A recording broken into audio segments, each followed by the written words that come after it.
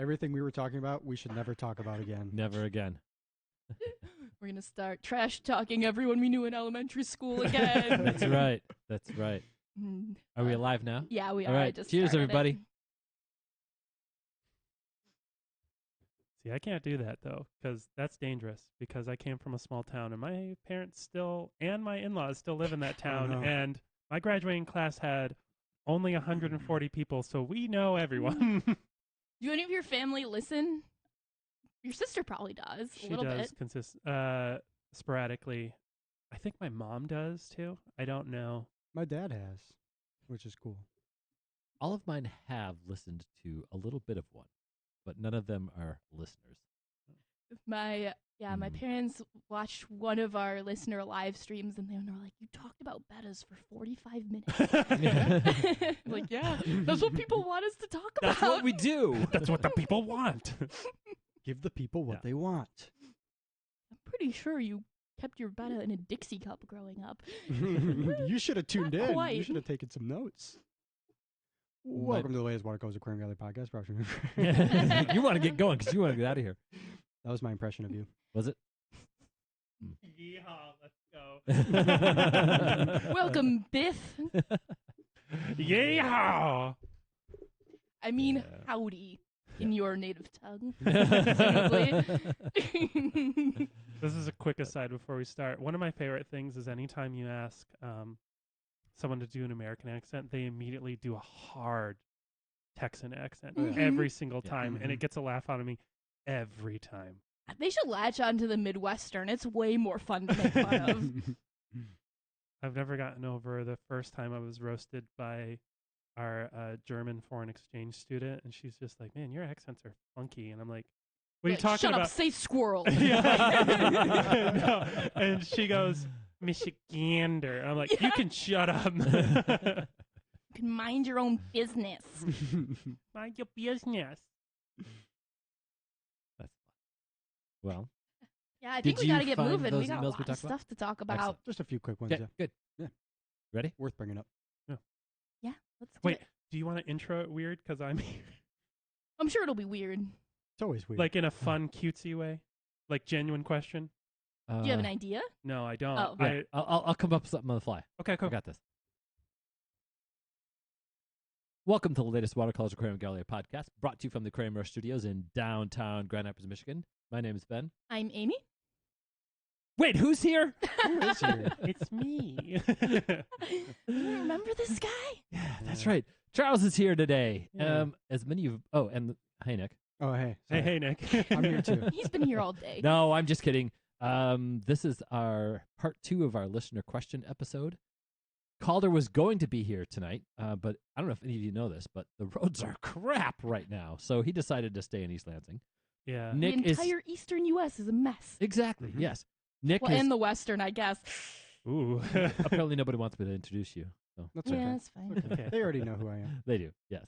So Nick, thanks for putting these questions together again. That is Yeah, awesome. This is course. always a fun one. Charles, thanks for filling in again. You know, you gave your big huge goodbye and And then I'm back. we just can't get rid of you. I hate to see you leave, but I love to watch you go. Before we get started, we have had some pretty fun reach outs from some of our listeners, and I think Nick found a couple of those to round up. Yeah, I was just commenting today that because I receive most of the emails that come to us as a store, as a business, a lot of the staff here and the other hosts here don't really get to see the nice comments you guys send. So I rounded up a few real quick. Vicente sent an email this morning. He's from Chile and living in Wow. Switzerland. Oh. And he says, I recently discovered the podcast last week, and I've been listening to it nonstop whenever I can. Thank you for it. Awesome. cool. That's awesome. Thanks, Vicente. And then Rachel sent an email and said, I'm fairly new to the hobby, only a couple years. I've been listening to the podcast for the entire duration that I've been keeping fish. It's been a vital source of information and inspiration. So thank you guys for putting it out there. Awesome. Aw. Thanks, Rachel. That's really There's cool a to ton hear. of these. I can totally get more next time, too. And then Julia says, I absolutely adore this podcast. It has helped me grow so much as a hobbyist. I always look forward to new episodes. My dream is to visit the store in person one day. Aw. Make sure you say hi when you do. That's awesome. Please We Yeah, do. appreciate please that. do. I'm sure you could dig up a host somewhere. Yes, for sure. There's always one floating Mhm. around. Right. That Let- is actually a thing. Like, if you're a listener, you come visit the store, give us a shout out. Let us know you're here. We'd love to say hi. You'll get special treatment. Yep. Yeah. And like tell us that and ask questions. Please make sure you get the full tour. Don't just come and like quietly wander upstairs and then leave. We'd love to talk to you. So, like I said, this is part 2 of our listener question episode. Because our listeners are so amazing, we have so many wonderful questions out there. We had to do a 2-part episode. So we should get going in just a moment. First, we have to do our shameless plug. Head over to watercolors.shop and see if we've got anything for you. We have live plans on there. We have aquarium supplies. We have merch designed by Ben and myself. And we do have some live fish as well. We're still shipping through this nasty weather, but if you're looking for anything specific, please feel free to let me know. Also, right now, many of you can watch this live on YouTube. We do live stream the listener question episodes to anyone who wants to watch. We had a great turnout last week. Probably going to have a great turnout this week as well. If you want to see these great antics every week, subscribe.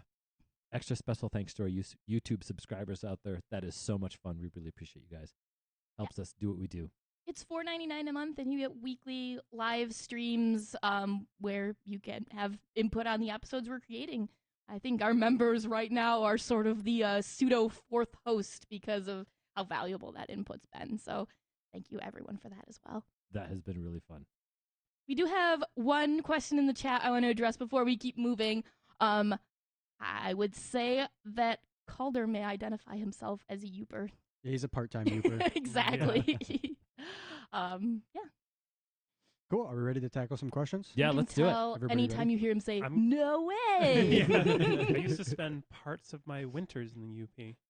There's a lot of good skiing up there. Nice. I feel like the UP is kind of the best kept secret. Yeah. He's pretty much in Marquette anytime he can be. He's like, it's only 6 hours. It's just a quick 6 hours. Welcome to America. Yeah. All right. Are we ready to hit some questions? Yeah, Let's do let's it. get going. Cool. I'm going to start with a question from Vicente, which I'm surely not saying that name right. It's a Chilean name, but he's one of the guys who made a nice comment that we started the podcast That's awesome. Perfect. with. He's doing a really cool tank, and he wants a couple of our opinions on it. So he said he set up an ADA 60P for a Borneo peat swamp biotope riparium. All right. Mm. Yeah, cool. His substrate is peat and beech leaf litter. He's using true black water with RODI with a pH of 5.4 to 5.8. Okay. Everybody taking notes? On Yep. board? It's an open top riparium, and he says he's got about 5 to 7 centimeters from the water line to the top of the tank. His question is, what does he think about he wants to know our opinion about adding a pair of Beta Hendra or Brownorum, or potentially a pair of Paris Fermentis. As soon as he started talking about that tank, Brownorum was the betta species that came to mind. So he went on to say that we mentioned once in a podcast that while the bettas are of course jumpers, the Paris Fermentis are typically not as likely to, or a little less capable of. And I guess one time we said 1 to 2 inches. Yeah. That we think Probably they can assume jump. they can jump at least twice their body length, right? Is that a Yeah. good rule of thumb? Yeah. I mean, another thing you can do to curb that a little bit is if you have some sort of like floating plant or like something on the surface Yeah. Mhm. so that they feel like there's a ceiling above them, they're less likely to jump if you do that. Yeah. Especially if you're doing like plants top and above Yeah. and black water beneath. There's a floating plant could be a really good choice in there. The Paris Fermentis, I think, are a fine choice for that tank. I love Betta Brownorums. I've kept them in the past. When they're in the right black water environment, that square, that blue square on them, just like it just glows. It looks artificial because it looks so square. 5 to 7 centimeters, man, that's right on. That's risky for all you Americans out there. That's about 4.5 inches. No, isn't it like 2 to 3? It's like 2 to 3. 2.5 centimeters to an inch. You're right. 2.5 You're American. for American. American. I had to look it up too, Okay. and I think that's true. It's 2 to 3.5. 2 to or so. 3. Yeah. So even more so, Even a little bit of a concern. Yeah. it's risky with Brownorum. Paris Fermentis, I think, would be fine. Yeah. Mhm. Yeah. Sounds like that tank is begging for him, though. Why Yeah, not yeah. both? That's what I say. There's Yeah. plenty of room there. If the There is water for level sure. could drop at all, I Yeah. mean, make it a Or little some safer. kind of even if it's like just some kind of a cover. Yeah. There's some screens out there now that are looking pretty good. I mean, you could do like some mesh just around, just a lip. Like if you do like an inch inset, then you Mhm. wouldn't have any problems. I don't think. Except that they could land on the lip. Right. I guess they could Less land on the likely. lip and wiggle themselves out and over. That Right. is definitely a possibility. Right. If they can, they probably They will. But that's another idea. Right. He did say that he has about 24 Baroris mera, which is one of the dwarf Rasbora species. Yeah, real closely related to chilies. Awesome tank, and I have to say his email was way more thorough. I paraphrased a little bit, but he knows his air humidity within the chamber of his Perfect. open top tank. Cool. He gave me all of his parameters exactly. Yeah, that's a legit concern with a lot of labyrinth fish, Yeah. particularly with the Yeah, developing that's right. labyrinth organ for the fry. If it's too dry, the labyrinth organ can underdevelop. So there's another reason where, if you put a lid on that one, keep the humidity even higher above the tank and less likely that reduce the likelihood of Brunnerum jumping. Mm-hmm. I want to see pictures of that tank. Yeah, that sounds really cool. That's gonna be awesome. Ready to move on? Yep. Next, we have a question from Carlos T. And he asks, Amy and Ben have mentioned that filling a freshwater aquarium with plants during the first few days is a great way to start it off and can help fend off against algae. Yeah. Could this approach work in a reef tank with corals? I've done it. Yes. The only thing is, corals will be harmed by an ammonia spike, and plants won't. Depends True. on the Unless coral. Unless it's like a really high one, and then some plants Yeah. will. But I Yeah. guess just as a generalization, Yeah. that corals are going to be a little more sensitive to some of that new tank stuff than plants are. And that is true. Yep. They also want some phosphates and nitrates in the water. I have definitely done that though. Yeah. Introduce some easy corals very, very quickly into a developing reef tank. Pretty much any of the common softies should be safe to add Yeah. very Yeah, quickly. I think so. Yep. But yeah, that absolutely would do it. But I like live rock, so then it's not as much of a big deal. Yeah, if you have enough live rock, then I don't think the corals are making the distinction there. It's the live rock. It's true. Yeah, I think the direction I'd love to see like conversations like this moving towards is we get like this is not me saying we should ignore the nitrogen cycle, but more and more I learn about like microfauna and stuff like that. The discussion of like nitrogen cycle becomes less interesting to me, and so like even a cycled 1 month tank and a cycled like 2-year-old tank, like that microfauna is incredibly different, and so your like nutrient like cycling is very different, and that's a discussion that I think a lot. I'm trying to think how I want to say this. I think the discussion around the nitrogen cycle has become so fixated that we kind of Mhm. forget like what comes after. Cycling versus Fair. maturity. Yes. Yeah. Yeah. Like, and I think it's like cycling, and like we here at this table, we're a little jaded. Cycling is easy. Maturing is hard. Right. And that's the thing. Like everyone new to it gets so fixated on the cycling part. And I'm like, Mhm.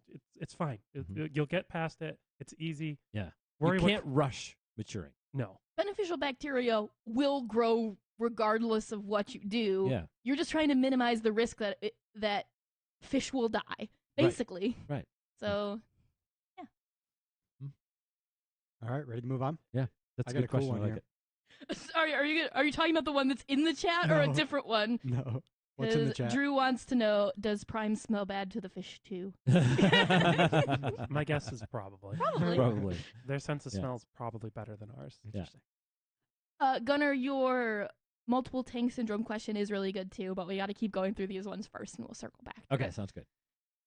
I do have a really cool question here. This was a recent one from Arwin. And Arwin says, I'm new to the fish keeping hobby and only after a few months realized that many fish are wild caught. I have some feelings about this, but that's not the point of my email.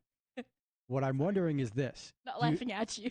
Do you Yeah. happen to know any specific information about the sustainability of Chili rasbora harvesting? They say that my son is very interested in setting up a nano tank and was thinking about Chili rasboras, but then we found out they're all mostly wild caught. The employee in my local fish store told me that they are harvested by local people, just capturing a few at a time, and it's the only option for their livelihood. So, in other words, I shouldn't boycott wild harvested fish. I think that is a little bit of an oversimplification from that particular employee. Seems a little generous. The other side of that, it does kind of capture some of it. A lot of these, the ecosystems where Chile rasboras are harvested from, they're going to wipe them out anyway. So you might as well catch them. No, I'm not quite being that harsh or direct. But it is part of the consideration. Yeah. Yeah. I think one of the things that. So I'm going to start off my comment by saying Yeah. we did an entire episode on wild caught versus captive bred. Now, all three of us have slightly more nuanced opinions since we did that because I think it was like Yeah. our 23rd episode. It was Mhm. early. I'm going to find what episode that is, but go on. Yeah. Yeah. Like, I feel like all of our feelings have changed, but our conclusions are almost the same. Yeah. Yeah. Because the thing here is that, like, so I'm not going to start an argument about it. I have much stronger opinions about wild caught marine fish than I do freshwater ones. And part of that is that a lot of the freshwater fish that we're collecting, they have a very different life cycle. They don't take years to reach maturity. Something like a Chile rasbora, they live like a year in the wild. Mm-hmm. Like, and so this isn't me saying that gives us carte blanche to do whatever we want. It's really hard to mess up an annual fish in the wild. Like, Yeah. the only way we can do it functionally, and again, this is a gross oversimplification, and I know that, is to just destroy the entire habitat carte blanche. So, like, something like a Chile rasbora, yeah, I don't really feel that bad about, as opposed to something like, let's say, like, long-lived, like, Lake Tanganyikan cichlid. So, you know what I mean? Something like that. Right, You know, right. where Mhm. like it would take 5-8 years for it to reach sexual maturity. Chile rasboras have massive reproductive rates. Yeah. They are spawning every single night. Now, Every fish we take should be replaced because that niche should be readily filled. Mm-hmm. yeah. There's that knee-jerk reaction of this fish was taken from somewhere Yeah. and now it's in my tank. Yeah. That's just, regardless of whether that collection is sustainable or not, that's a deal breaker for a lot of people. Well, Yeah. That's And why that's I had fair. that little giggle, because I totally get why you would just flat out say, I don't want wild caught fish. But it is nuanced. I will say Chile rasboras are one of those species that became so popular so fast that I did start to get some concern for them, where, like, pea puffers have a lower reproductive rate and they tend to be harvested before they can reproduce. So that's obviously a much more concerning fishery. But there are a lot of Chile rasboras being harvested. So if Yeah. you are concerned about it, and this is the solution we've come to as a store, is get a different Boraris. No concerns there. I'm not concerned about any other Boraris species being over-harvested. That is a good point. Good. So just to Yes. double back, the initial question was, does anybody here have specific information about the sustainability of Chile rasbora harvesting? So We I do don't not. have it No. specific to Boraris. I am extrapolating from cardinal tetras, which are very well documented. That is the one species in the industry that I feel comfortable saying that, and this is my genuine, unabridged, no one's paying me to say this opinion, you should not be buying captive bred cardinal tetras. Every single person in the industry should be buying wild caught cardinal tetras because the region they're collected in, people get around with, they've managed to solve a lot of my problems with wild collecting. They're doing it with a fish that reproduces like crazy. They're annual fish in the wild, so you're not going to be affecting them in any way, shape, or form that way. Cardinal tetra reproductive output is insane, but also they're getting around in boats in like places like Africa and Southeast Asia. A lot of these like roads that people build to collect are then used by loggers that come in behind and cut down all the forest behind the people. So like you're not making it easier for lumber industries to get in there by going in and collecting cardinal tetras. You're going in, collecting cardinal tetras, and then you're going home. It really is the model. Yeah. That's the model everyone should be striving for. And the model is when we are taking a fish out of a natural ecosystem and raising it and then breeding it here in the States, we have now removed the natural resource from that human population and aren't giving them anything once we've taken the parents out, right? Like the whole coral aquaculture industry that everyone makes these amazing claims about how, look, we're not killing any or harvesting any wild corals because we aquaculture everything.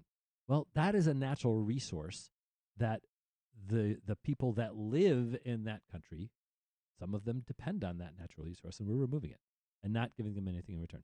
So if we want to maintain the hobby, we need to push for sustainable collection, not just farming. Some farming has to happen, but not just farming. If we exclusively farm, we eliminate the economic desire to have that fish have a healthy population in the wild.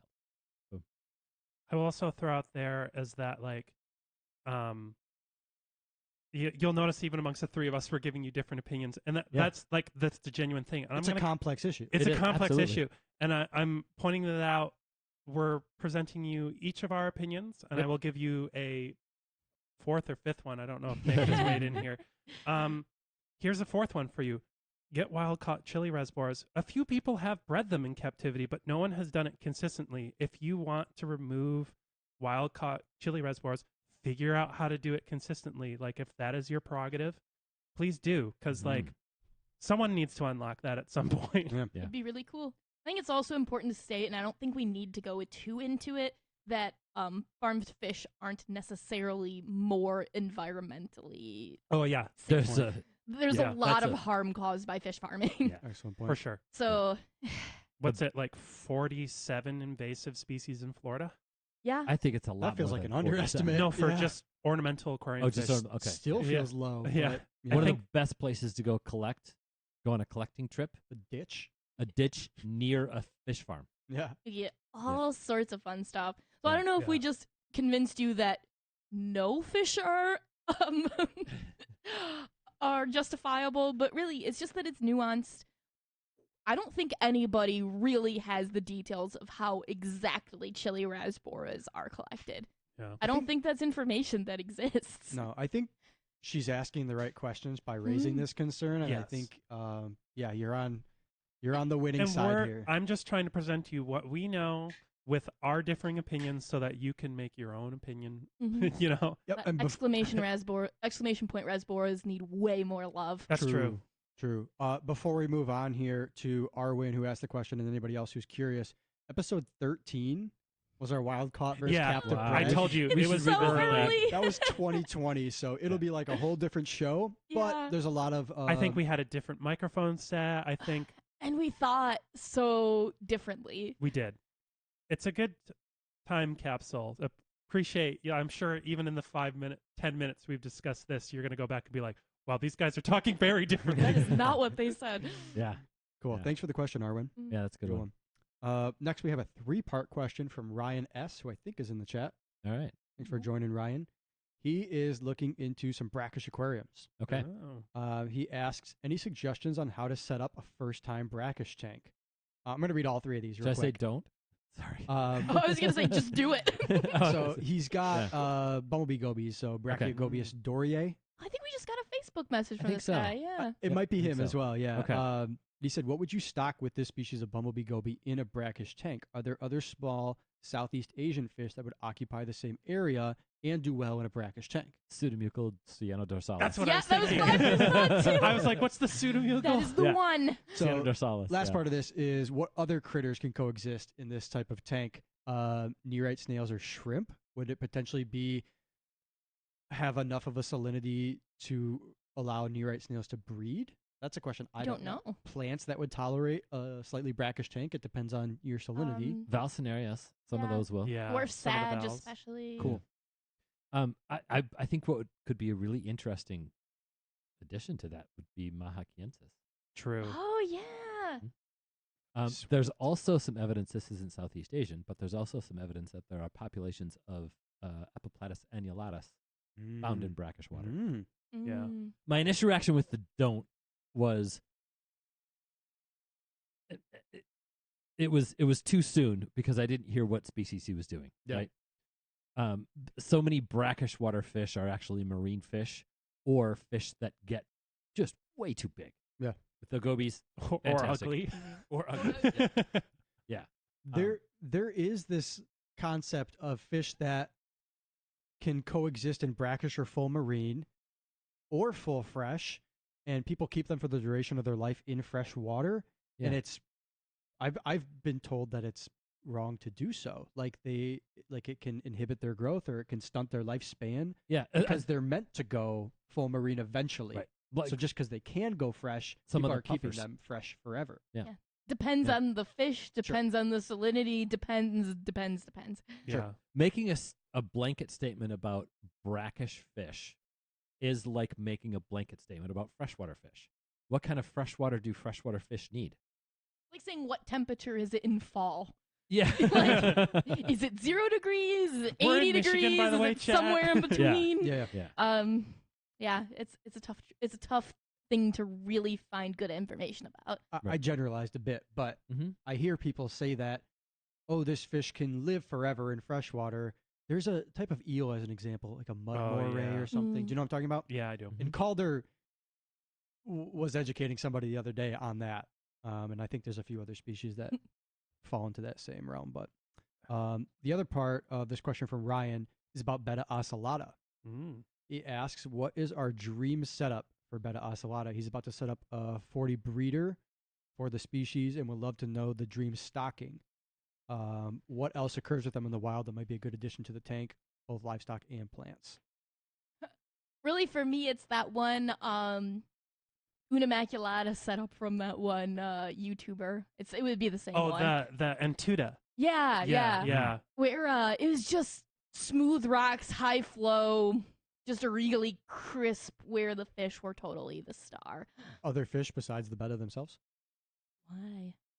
I was about to say Hillstream loaches. Yeah, Hillstream loaches are really yeah, cool. that'd be all right. Like they don't take it, they don't distract.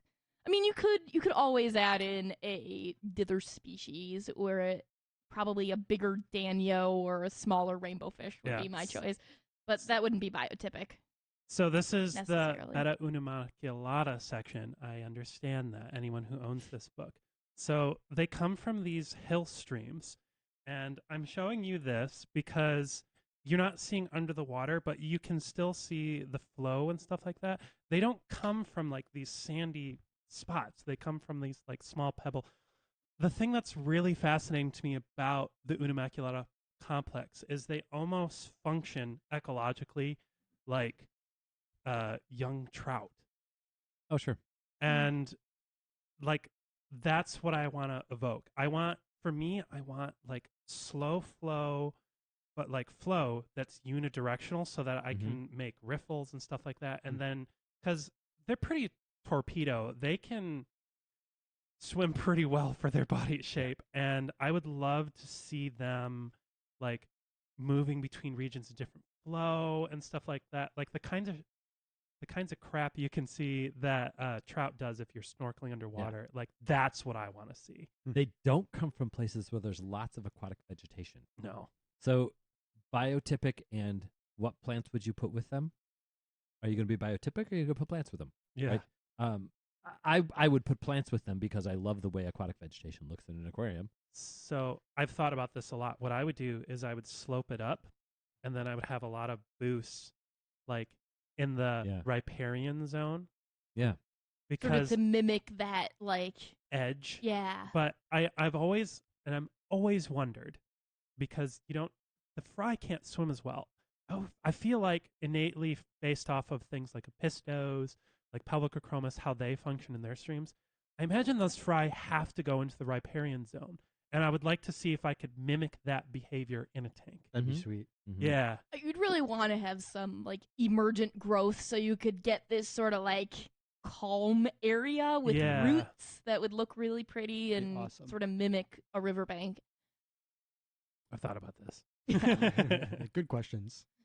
Ryan does cool stuff. He's got cool things. I like Yeah, Oh, he yeah. does. Next, we have a question from Alex. I actually ripped this one from the store phone. It wasn't actually sent in Oh. for this episode, but How well have I been checking the store phone? Let's maybe make a discussion here. So Alex says, is anyone familiar with the quote mystery tetra disease? And this isn't. He says it's called that, mystery tetra disease. The fish acts fine before starting to show black spots that eventually spread across the body. Well, that's not a mystery. It can take months, and it will eventually kill the fish. We've definitely had this before, but I think it's a mycobacteria infection.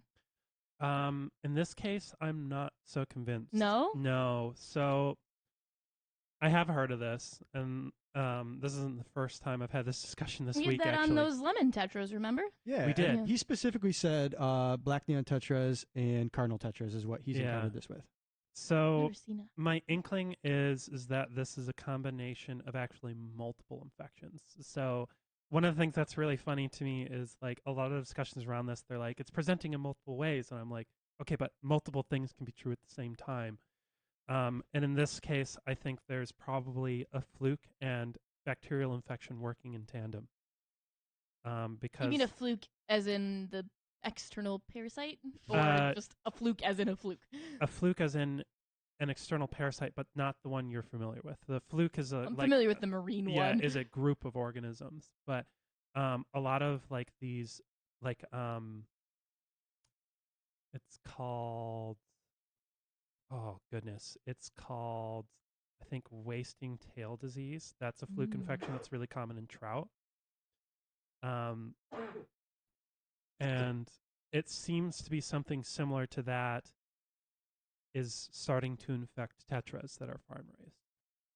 Specific to farm raised? I think so, because this wasting tail disease seems to be, and I might be conflating a common name with something here. I'm trying to give, I'm not great at keeping track of like scientific names and common names for viral and like parasitic infections, but it seems to be pretty common in farm raised trout. And so I think it's this like high density environment where it proliferates in. But there's a lot of like unknowns surrounding this particular. There is. I'm keen on, if I ever get the chance, I would like to take a specimen and put it under a microscope, because I feel like that would tell me a lot. But We've only ever gotten this once, so I Yeah. think it largely must be a sourcing issue. When we got it, it was actually from a tank we service, but those particular customers had bought some certain tetra from one of the big box stores. TM. hmm and introduced it. So it most likely, like what you said, is a virus that's going around some of the densely stocked wholesalers and spreading. I mean, I wonder, like, do those fish that were initially kind of created in a lab and have only been bred, like, do they have different immune systems? I don't know. Interesting. I mean, the answer is yes, but they're usually much weaker. They're raised in a pathogen-free I environment. think that's what she's saying. I'm wondering if that's the trajectory, like if it's Yeah. something that like sort of set in among those fish, and I don't know. It's just a curiosity. I have Yeah. no information about this. When we had it, we were not able to cure it, but we did isolate it, and we stopped it from spreading. We haven't seen it. We saw it. We isolated those fish. We kept them isolated. We were careful. We were not lab careful, but our level of careful was enough to isolate it and limit it. If you do see it, you got it. Yeah. So Do we still believe this is like a tetra specific thing? It's possible. I'm not sure that the sampling bias isn't a problem here, but the thing that I will throw out, and this is like the type of shade I don't normally like to throw out, but I'm going to throw it out just because I'm like, it's a fact. So like I attended a symposium last year, and one of the talks in the 3 days I was there was literally labs stopped buying zebra danios from the aquarium trade because we've identified 6 novel diseases from the aquarium trade, and 4 of them came from China. And Spooky stuff. yeah, and the thing that's like I hate to say that, because the thing that's happening is in a lot of these farms is we're coming across new diseases, A, because we're getting better at identifying that Mhm. something new is happening, but B, as farms expanding, they're expanding into new habitats that we weren't farming in before. So like whatever's in that ecosystem there that we've just now unleashed, like that's happening, and Mm. that's a global pattern. It's Mm. just that like fish farming is growing in China. I do feel like there is an aspect of, in the past, there might have been just a sense of, well, sometimes fish die and you don't really know why. And now we're able to share that information amongst each other a little bit I think better. that's true. So it could have been also something that's been around for a long time and is like, oh, mystery disease, all my fish died, and now we're just sort of becoming more aware of it. Hard to say. Follow-up question about the hillstream loaches. I think you'd have to look, but I think the gastromyzons. When there's a follow-up question on that, Yeah. you need to read the question Yeah. because listeners are Yeah, out the there too. follow-up And do we question. feel like we've wrapped up the black spot thing? Like I we feel don't like really I know, have. but it's a disease that we don't really know how to treat either. So I good luck. won't know until I get my hands on it. That's the genuine Uh, answer I can give you. And even Sourcing- then, Maybe. get True. fish I from think it's viral. place that quarantine, Yeah. because then hopefully they'll get it before you do. Have fun editing like this. all right. Why don't All you right, yeah. start? Talk about the Hillstream loaches. Yeah. This, So this is to go with the ocellatas that we were talking about Yeah. earlier. So the question is, what hillstream loaches live with them? So I'm not sure off the top of my head. I think gastromyzons come from the east side of Borneo, and so that would be where I'd start. But you should be able to look into which types of hillstream loaches come from that province. I'm just gonna peek at see what Seriously Fish says really quick, because a lot of the times they will just tell you. Yeah, quick Google search says yes from Borneo, gastromyzon. Yes, but But from with the slope ocelot. where Ocelota is. Oh, Yeah. understood. Sorry. True biotypic. Yes. I see. Borneo's a big island. Do you know I'm a lumper? Yeah. Hate this website now. It's got so many You want ads. 12 now. ads real quick?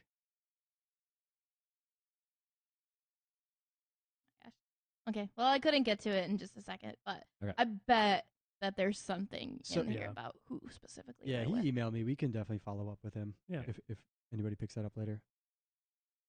Ready to move on? Let's go. Nice. We have a question from Chris Z. He asks, I may be overthinking this one, You Ooh. are. but I was what do gonna you say, you're not. what do you do about having clean hands when you reach into a tank? Whether I put lotion or sunscreen on earlier in the day, I feel like I should wash my hands before I do anything in my tank, but then I worry I'm just swapping traces of lotion for traces of soap. How do you handle this? Unscented Don't hand use the soap. soap. I do. I use unscented hand soap and I rinse my hands really well if I'm going to put my hands Yeah. in a tank. I try not to slather up too much stuff if I know I'm going to be in tanks later, but I think almost universally the scents are the biggest problem. Yeah. Yeah. Like if you're just using a basic hand lotion that doesn't have anything added to it, it'd be hard for me to imagine that it would be a large problem Yes. Yeah. if it was really rubbed into your hands. The final part of his question is, how do you do this and handle the dry skin that you get on your hands? I can weigh in on this because I've got super dry skin. 4 years working in a fish store, I feel like I've formed some type of ability to, Some barrier. yeah, whatever. It's not a problem for I mean, me. my hands are always anymore. like wrinkly, pruny, but I can save off the dry skin. No, it's part of it. Your hands don't get dry if you keep them in the water. Use the good stuff.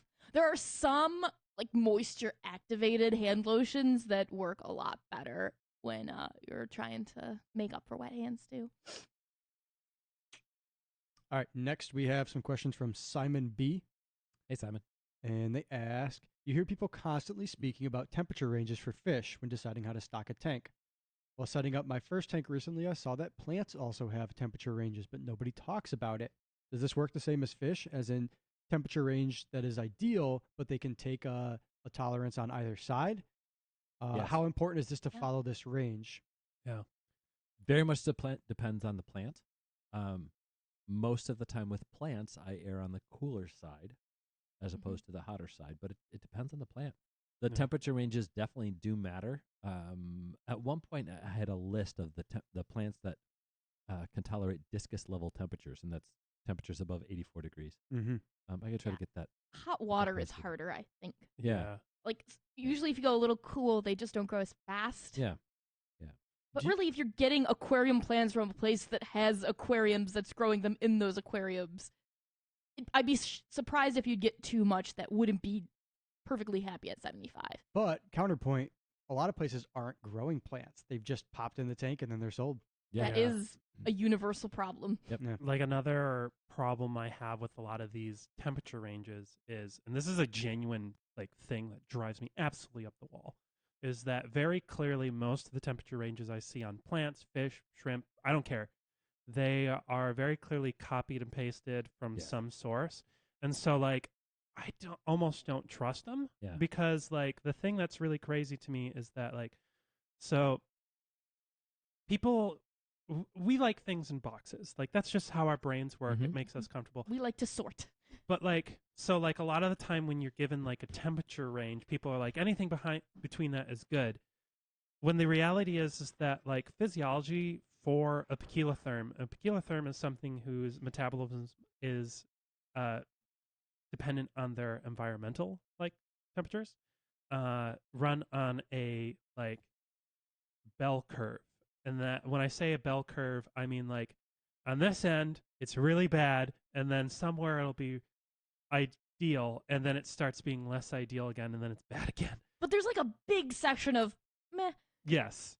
And so like I feel like knowing the species you're working with in particular, that gives you like an understanding of like which direction the standard deviation is. Like I've been doing a lot of like one of the things that's been really irking me is that like I've been doing a lot of reading on Peruvian biogeography, and one of the things that's been like really crazy to me is that like a lot of these fish have much cooler temperatures than we've been led to believe.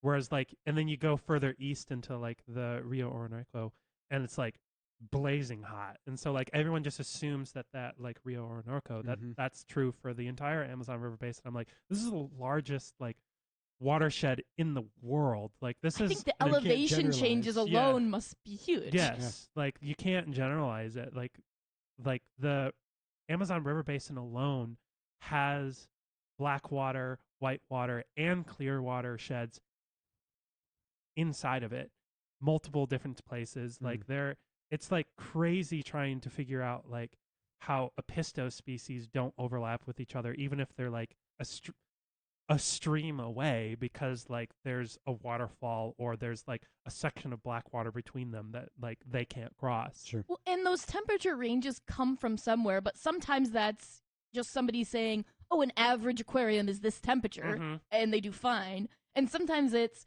well, we tested this location one time, and it was this, so it probably can handle a few degrees off one way or another. But I think kind of the dirty little secret, and maybe it's an open secret, of planted tanks is not every plant works for everybody. Yeah. And there are so many factors that go into why it may or may not work for you that narrowing it down to something like temperature is almost impossible. Yeah, I hate to say it like this, but like you kind of have to like not care about the life of a plant once you start working with them, because here's the You gotta break a few eggs like, sometimes. plant life history is so unlike animals, because like for example, like a tree will produce like millions of seeds in its lifetime, and most of those don't even get past the seedling stage. What they're doing is they're just throwing things out there Mhm. and hoping something sticks. And so like sometimes in your head you have to think about it like that way with plants, where it's like you have a new ecosystem. Is this thing going to colonize it? Maybe not. Like Right. that's just how plants inherently evolutionarily work. And sometimes just moving them from one place to another is enough for them to just die and not Yeah. come back. Usually they do if the parameters are correct, but sometimes they just don't. So if that sounds discouraging to you, you should focus on trying to get your plants from people who have similar water to you, who are already growing them. Yes. Getting plants that are freshly shipped from online sources that are farming them makes failure so much more likely. So, like, I would be surprised if somebody could really pin down that temperature killed their plants when they get them in. Usually it's something else, and sometimes it's just you need a different plant. Can you talk about the anecdotal evidence we have of the Madagascar lace and its Mhm. relation to temperature? Well, and that's a fun plant to talk about too, because even in its natural range, it's really varied, where it comes from a lot of different elevations. There are even different flower types when it comes to Madagascar lace. So there are some varieties of Madagascar lace that flourish when it's hot and die when it's cold. There are some that flourish when it's cold and die when it's hot. And unless you flower it, you really have no way of even guessing which one you have. Makes Flowering it it's fun. not that hard to do, fortunately. No, but you do have to grow it first. Yeah, I So- remember seeing that plant in stores when I was like new to the hobby, and it was always described as they're really difficult to keep, and you gotta keep them cold. Mhm. That was probably some of the initial collections of not the initial collections, but some of the earlier collections of that plant. Or like a higher altitude collection than Yeah. some of the ones. Yeah, That yeah. one big one that we have now loves it cold, but not all the ones we get do. yeah, true. Yep, I think it's massive. It is. So cool. Ben likes Until it warmer than me too. We're the same species. Yeah, That's a Throwing good that point. out there. That's a very Exactly. good point. and that applies too. But yeah, come about June, that plant's gonna drop half its leaves, and we Yep. just know that. Yep. Interesting. Next, we have a question from Drew J. And he asks, how careful do I need to be when I match temperatures when doing big water changes, 50% or more? It always makes me nervous because my water change system is not very easy to get a stable temperature on, and I keep all my tanks different temperatures. What's more likely to shock a fish? Temperature shock or something like pH shock? I know that's a generalization, but like, Yeah. is it as significant of a factor to consider as pH? Because people get very worried about pH shock. Okay, so you want to go? You want me to go? Yeah, you can go first. Okay. So, a couple of things to remember when we're talking about freshwater fish. First, it is too much of a generalization overall to say what effect does this have on my freshwater tank. Is this a Tanganyikan cichlid or is this a Parasphenemos from Borneo? Right. Next, it rains A lot. a lot where most of these fish come from. And often the rain is either a different temperature or a different pH or both. Yeah. So- I'm going to interrupt real quick. Yeah. I learned today Yeah. that there was a species of cory cat that took them forever to figure out they could get it to spawn. Their survival rate on the eggs was like 10%. Yeah. It took them about 15 years to figure out that what happens is that particular stream that they come from, when it rains, the pH rises. So Oh. so they had to spawn them in strong. 6.5 Yeah. and then pull the eggs out and put them in 7.5, and that's how they got 80% plus survival rate on the eggs. Wow. Neat. Just throwing that one out there. What I tend to err slightly on the side of warmer. If I'm unsure, I prefer to go warmer. Mhm. I haven't had losses from big water changes, and I do that. It's definitely happened that I did big water changes, and it was colder, and they were fine too. Hmm. It's going to depend on the species. It's going to depend on the fish. Also going to depend on whether you have had quarantine fish and if they have Yeah. an underlying infection Yeah. you don't know about. Great point. Yeah, a 50% plus water change is risky. I mean, just kind of inherently. So do the best you Yeah. can to match Yeah. it, but really If you're try not to do water changes that big unless you have an emergency.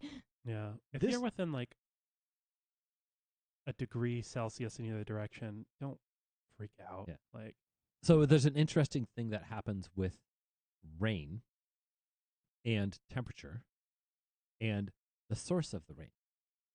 So oftentimes you can use a simulated rain shower to stimulate spawning, like with that cory cat, right?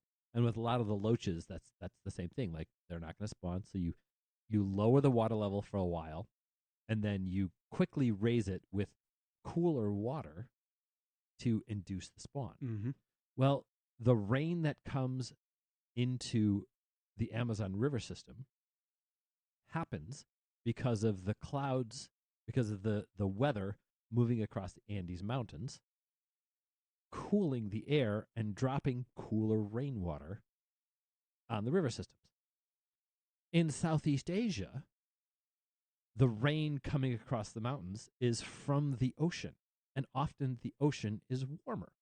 So the rain that's falling, or the air temperature, because of the air temperature there can be warmer, the rain that's falling can actually be a warmer temperature than the water of the streams that it's falling into. No, these are generalizations, Generalizations. but Yes. he's right. So I think the short answer is don't worry too much about it. Come close and you're fine. Like, if to your hand it feels kind of close. Yes.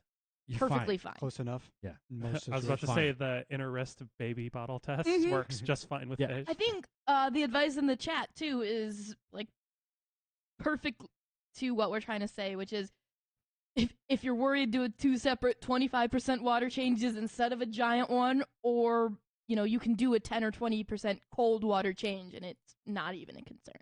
Yeah. Yeah, I'm still fine with the big, huge water changes, slightly warmer. Watch the behavior of your fish. Mm-hmm. Maybe do a 10% water change with colder water and see how they behave. They start getting frisky, you're onto something. Mm-hmm. Yeah, exactly. And they might. I mean, that's Seriously, watch it. That's an actual thing. Freshwater ecosystems. Like if you look at the number of species in the different species of fish in the ocean compared to the number of different species of fish in freshwater, didn't we decide it's 3 times?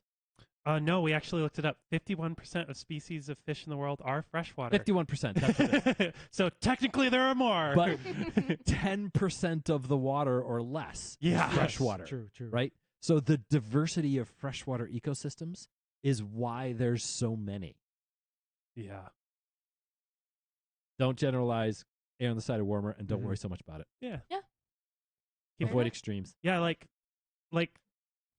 these environments see daily temperature swings. That's the thing. Yeah. Like we're Yeah. so fixated on stability, and I'm like, to a degree, we're right, but also, If you've ever been in the jungle, you should get it. It's Yeah. hot or it's cold. Yes. it's like a lot of these fish live in like 3 inches of water, and if you've ever walked into anything 3 inches deep, you're like, it can range wildly. In the morning, it's colder than the air, and after 2 hours of noontime sun, you put your feet in there, it feels like bathwater, and those Mhm. fish are fine. Yeah. Freshwater varies. Next, we have a question from Christine, and I would actually like to know the answer to this one too.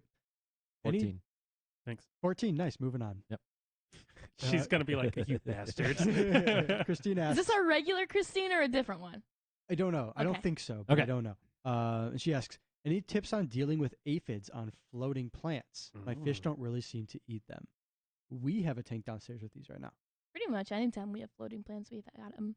Are they eating your plants? Like, what's They the will. problem? Yeah, they definitely will. I don't know Um, that they always do, but they're definitely unsightly. Yeah. Like if you don't want them and they're there, you'd probably want to get rid of them. Ladybugs. I guess not you could joking. probably just miss them off in a lot of cases. Yeah. I don't know. They're No. actually it's definitely a challenge to deal with because you can't use pesticides. You can wipe them off into your tank, and if you do that on a daily basis, you do have the potential to actually eliminate the population.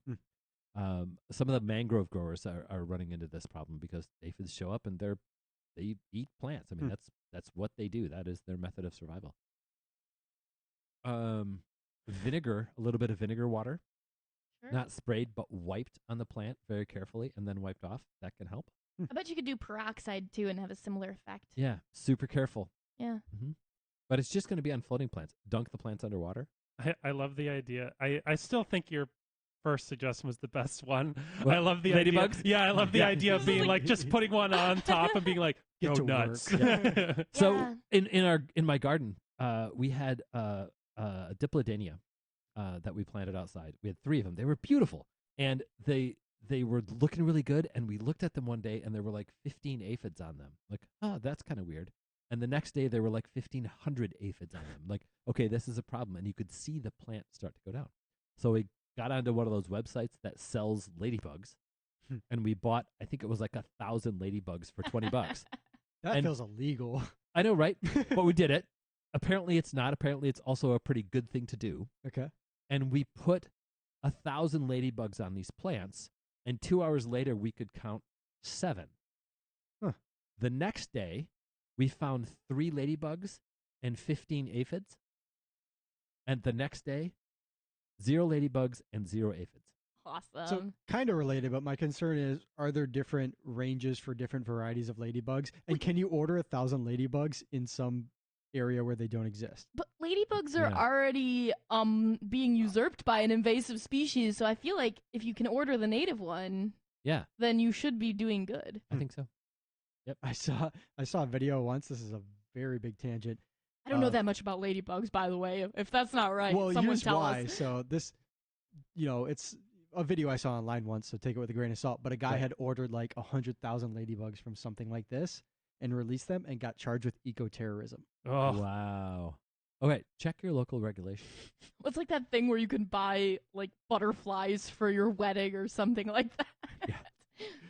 can I just say that like one of my favorite iterations of that in any show is that like Bob's Burger episode with the Yes. wedding. Where they let them out, they all just get blown out to sea Yes. immediately.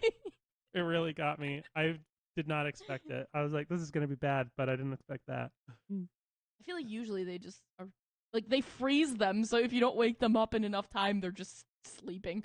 Right. Ready to move on? Yeah. Yep, let's do it. Yeah. Next, we have a question from Rachel L. And she asks, she says, I really love clown killies, and I know Ben does too. Yeah. I want to set up a biotope tank for a trio in 5 gallons. Mm. How would you scape this? I found a site online that lists out everything simply for a tank that's based on the Sierra Leone habitat, Mhm. but I'm mostly stuck on what substrate I should be using. How would you do that from scratch, and what kind of substrate do you think is representative of kind of their native range? You got this. I'm putting your book back. Okay. Nick, are you grabbing beers? I can. Okay, good. Yes, please. Okay. Whatever. Surprise, dealer's choice. Yeah. All right. So I've never spent any time thinking about this. And that's a lie.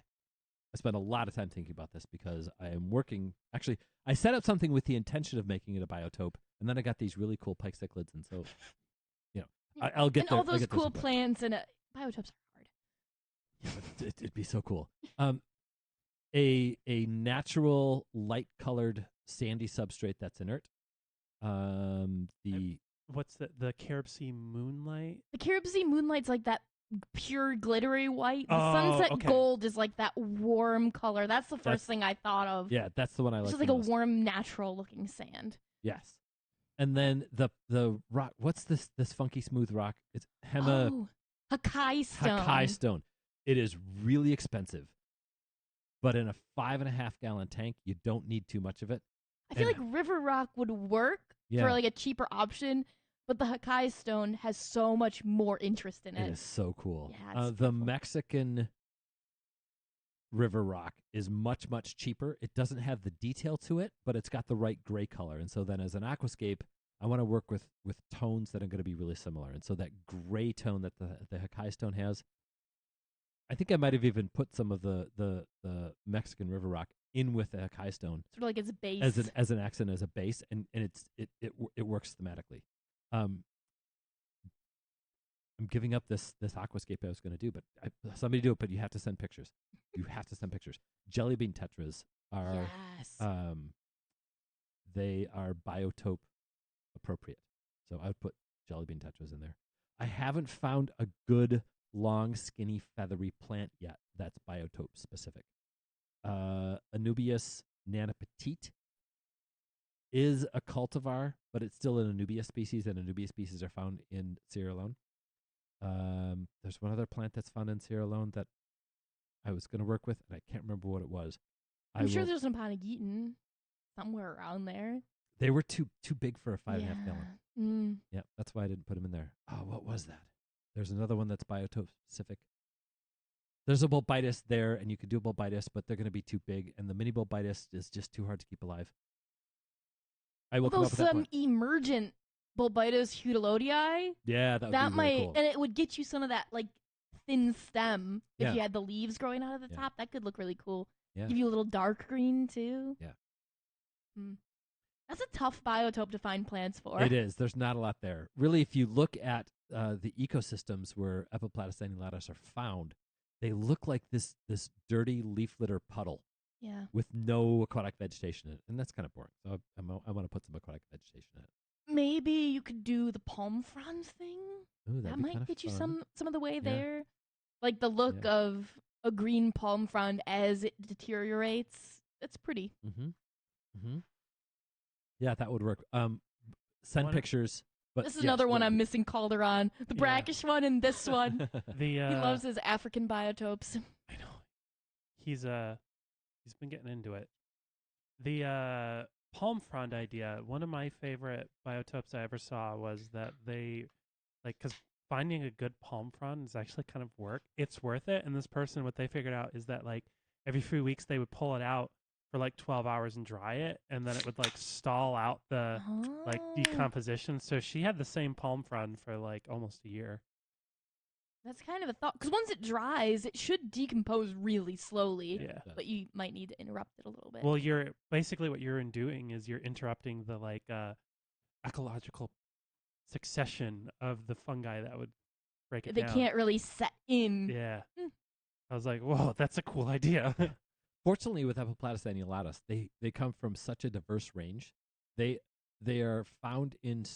I mentioned it earlier. They're found in some waterways that end up being brackish. So don't worry so much about things that are going to affect pH and hardness of the water. However, jelly bean tetras would look so cool with them, and they are affected. They do want a lower pH. They do want the softer water. They don't necessarily need the tannins. Some of those tannins make those colors pop even more. A light tannin stained tank, that could be really cool. The colors on jelly bean tetras are absolutely stunning when they're kept in the right ecosystem. So I think that those two fish, to me, I would totally do that. Mm-hmm. I in fact, I had every intention of doing that. I just didn't quite get around to it. So here's a race. There we go. Okay, I'm doing it. Who's this? Rachel? Rachel. Rachel, I'm laying it down. Whoever posts pictures first. If you post pictures of a biotope before me, I'll send you a T-shirt. All right. You That's got only it. for Rachel, by the way. Anyone else listening? Sorry. Sorry, Forgot. you didn't ask the This- question You didn't ask first. the question. Sorry. This is for you, Rachel. This is what personally- happens when you good don't send in questions. Yeah. Gets you a T-shirt. It does. I'm Absolutely. personally going to follow up with Rachel and coach her I love it. just so you have There to you send go. out a I T-shirt. mean, then And you you know- guys get to compete. Yeah, and you know what, Nick? Please do. I love that. Nick, you You should- won't remember this, Pat. That's true. You should back up a little bit because you can actually see the Hakai stone pretty well on the stream if you could see it. Oh, your mic's in the way too. Oh, Doing those that. Serpes look great. But like, it's so striking that even though it's far away, you can really see the shape of the scape. Not to make you jealous, William, but he said he hasn't been able to get good Hakai stone. Well, Good Hakai stone is amazing, but you do have to pick through, and you have to get it when it's fresh. So maybe you can talk to one of your local stores and say, "Call me when the shipment comes in." Yeah, that's good. Because idea. you took all the good pieces, I and then did. we sat with the one big lame one for like 3 months. I know. well, that one rock is $100. Yeah, because it's really dense stone. So any of the dynamic pieces, they go so fast. It's so worth it. Yeah, it is. It's totally worth it. But if you're stuck with just the one that looks like a river rock, then it doesn't feel as worth it. It's true. Stop me if I'm wrong, but we would ship it for the right price. It's not going to be cheap, though. Right. Yeah, I mean, Yeah. I'll do the math. We could get another box in if you want us to. Yeah, Yep. if you can't find it, let me know. the I have this very distinct memory of working a weekend shift with Evo and Calder, where like it was Saturday and there must have been a shipment like Thursday or Friday, and we were looking at the new the escaping stuff, and me and Calder were like, "This is the stickiest stick I've ever seen in my life." And- The rockiest rock. yeah, and Eva goes, "You know, it's probably a problem that we've reached the threshold in this hobby where like we're all like, this is the best stick I've ever seen. I immediately want to stick it in a tank." You do get Kind of how really it into goes. sticks. It is all the true. time. Yep, it is true. Become a stick snob. Mhm. Oh, Yeah. no doubt. No doubt. Next, we have a question from Evan, who says he got into breeding fish when he was 10 years old, Good for Nice. you. and he's got a list of fish that he's bred, and he's looking for recommendations. Mm. Okay. So he is currently working with a 20 long, Mhm. and his list of successful bred fish are guppies, swordtails, zebra danios, Australian rainbows, giant danios, and common cribs. He wants to hear everybody's opinion on what he should breed next in that setup. And a 20 long. White clouds, if you've done Danios, Yeah. that would be an easy check mark. I mean, Mhm. any basic egg scatterer is going to be the same as the ones you've already done. I'm So gonna- what's your pick, Amy? Oh, you want us to pick one? Yeah, I think make a suggestion, one or two or so, for something for Evan to aspire to tackle next. I think if we're talking aspirational, I would find the coolest rare rainbow fish species you can get your hands on for an Ooh, egg scatter. That would be an achievement. You Mhm. know, like, and if you can get mature specimens, getting babies out of rainbow fish is pretty certain, but it is something that you're going to need to take longer to raise. They grow slow. Yeah. Slow. Okay, so is he a one tank guy? Do we know this? I think he said he has 2 tanks and the other being a grow out tank. So Okay. I didn't get any more context. Okay. than- So 120 long, And but 120 you're tall. willing to raise the fry separately. Yeah, it sounds like he has a 20 tall for grow out, but Yeah. a 20 long is his project. That's his tank, project and he's tank. looking for a new project. Here's what I would do. This is something I want to try. I would get 6 white clouds. I would get 6 Chopre Danios, 6 Emperor Tetras, and I would put all 18 of those fish in Mm. that 20 long for 2 weeks. Then take every single fish out of that 20 long and Mhm. put it in the other tank. I'm hearing slot Yes, it's machine your grow- sounds. Yes, yes. And maybe I would substitute any one of those for dwarf neon rainbows. Mm. That sounds super fun, actually. I've wanted to try this, and I just haven't gotten around to it. We have. You have the perfect tank right behind you. I know. There's so have many the fish technology. that that we've put into quarantine for 2 weeks and pulled them out and didn't fill that quarantine tank again, and then babies showed up. Most recently, lemon tetras, Lemon tetras. Yeah. That'd be another one. Rosie Barbs, I think, did it rosy too. barbs, Yes. neon dwarf rainbows every time. So what Every happens time. when you have 3 different fish growing out? Does it become a fight club? That's what I want to see. I all of those fish should grow. Well, the rainbow fish might be a problem, so maybe just stick to the tetras and the white clouds. They shouldn't be able to interbreed. If you do serpes and lemons, they might. Maybe. But you might just be able to get 3 species out of one tank in one batch. That'd be cool. I have Yep. 2 potential pathways that I would suggest him consider. And again, I'm going for that. We're all giving Yeah. completely different opinions. Yes. Mhm. I noticed a lot of egg scatters there. There isn't really anyone making an elevated cherry barb right now. So selectively True. breeding your own cherry barb line, that would be dope. And I Yeah. dream of Mike Manji's cherry barb I miss sometimes. that. I know. It doesn't take a lot just to turn a cherry barb, which is already a beautiful fish, into Just crank it. an icon.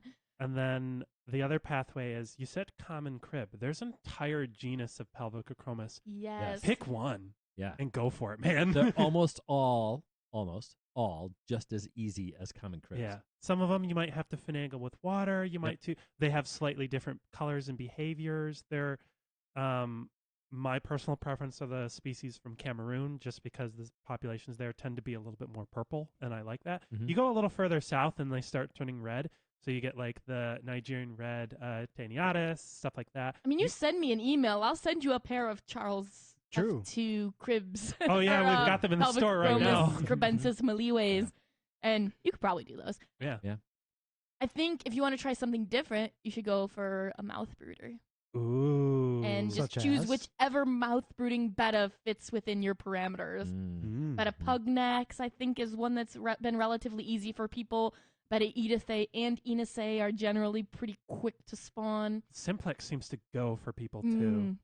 We would love to connect you with them too. If you've got a wish list of fish that you want Yeah. to project, we could probably help you with those. Yeah, just Mhm. reach out. And sometimes it takes us a little bit to find it, but we're kind of getting into peak betta season now. Yeah. So now is the time to place those orders, even if you'd rather wait until it's a little bit warmer, because it'll take us some time to find the fish.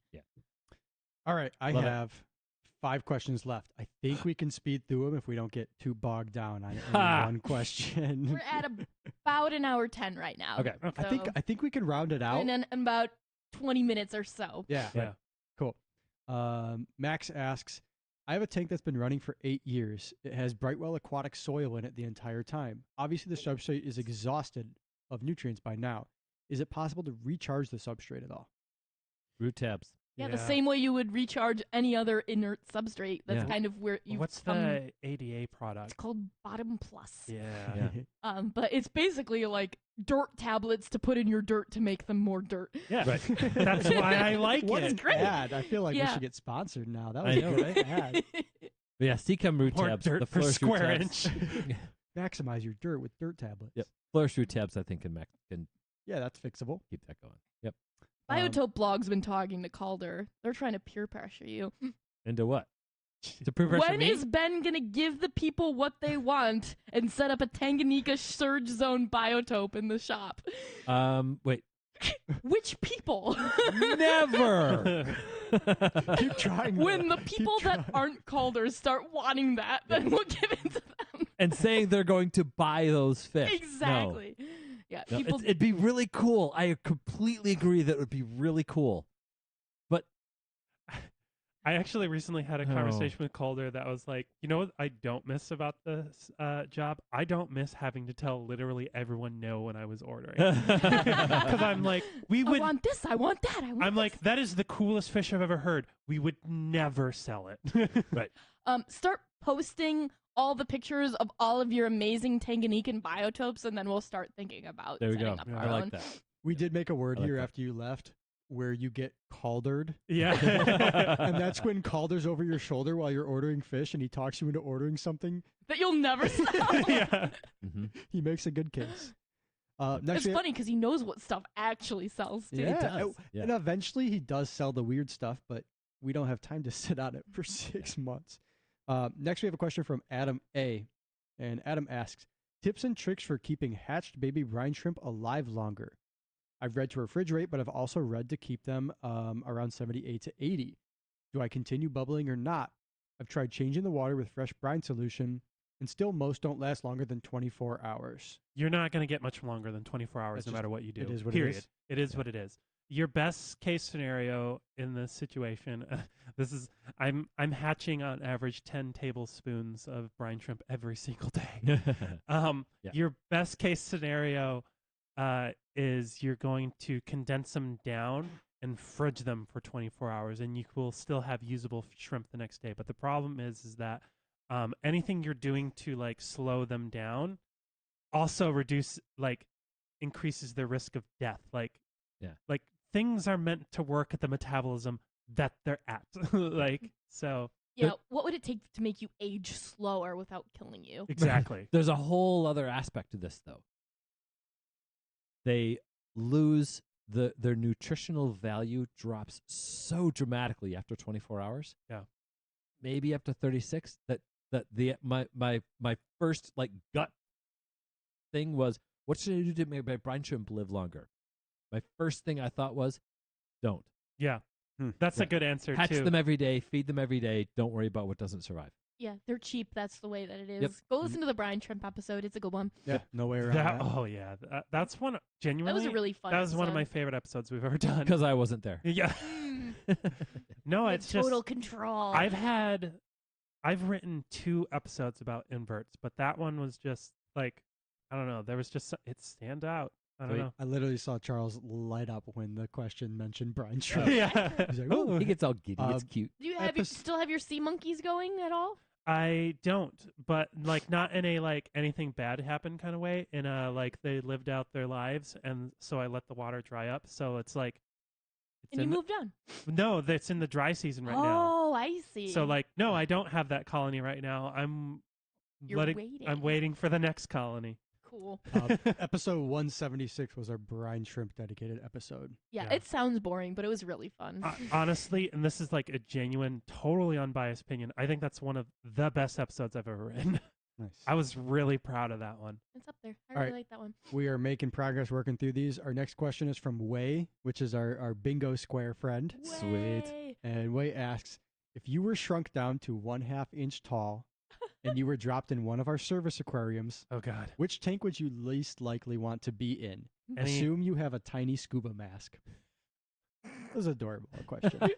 A 1/2 inch long? Is this the same guy who asked the like, "What's your favorite Pokemon?" No, Way is the one who asked if Oscillarius clownfish go to heaven. Oh. Yeah, this Yeah. feels right there. Yeah, yep. That tracks. Which one Least you least? likely? Which Whichever tank one would has you- Lambert in it. That dude will eat anything. If you've been in the store in the last year, you probably remember Lambert, the last resident Yeah. Multan lionfish we had. Good guy. He will eat anything, and he has literally no fear because Calder and Nick like to pet him. Tickle him. So Yeah. that would probably be the worst That one makes to sense. be in. Yep, that's right. He also good. has stung Calder so many times that he probably thinks that his defense mechanism is just ineffective. Yeah. He's like, this is nothing. Right. My favorite thing about that is that when Lambert first came in, Mandian immediately named him that because the old Disney cartoon Lambert the Sheepish Lion. I don't even know that. Yeah. Right. And like this is me telling you, this is how much of a character turnaround we had on this fish. Yeah, sheepish, really. Yeah. Right. He was when he that first was a fish came that in. will shoot water out of the tank just to get your attention. Yeah, after it spent a year with Calder.